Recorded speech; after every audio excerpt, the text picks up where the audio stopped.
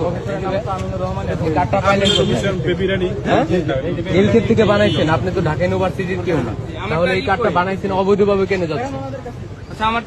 আপনি অবৈধভাবে আমাদের ঢাকা স্যার, উনি স্যার আমাদের ক্যাম্পাসে কেন উনি ডুপ্লিকেট আইডি কার্ড ব্যবহার করে উনি ভিতরে যেতে যাচ্ছে।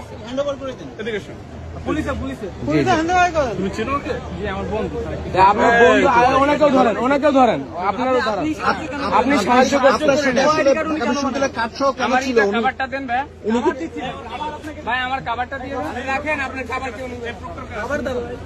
আপনি একটু বলবেন আপনার সাথে যে যিনি ছিল আসলে ঢাকা বিশ্ববিদ্যালয়ের কার্ডধারী, তিনি তো আসলে ঢাকা বিশ্ববিদ্যালয়ের কেউ না, কিন্তু আপনার সাথে কেন ছিল একটু বলবেন ভাই? আচ্ছা আপনি বলেন, আপনার সাথে যিনি ছিল তিনি তো ঢাকা বিশ্ববিদ্যালয়ের কেউ না, আপনি কেন তাকে ক্যারি করে আসলে ঢাকা বিশ্ববিদ্যালয়ে ঢুকাচ্ছিলেন? আসলে কারণটা কি? সেখানে থাকে ঢাকা বিশ্ববিদ্যালয় আজকে কি নিষিদ্ধ না? আজকে কি ঢাকা, আপনি কি জানতেন না ঢাকা বিশ্ববিদ্যালয় আজকে নিষিদ্ধ কিনা?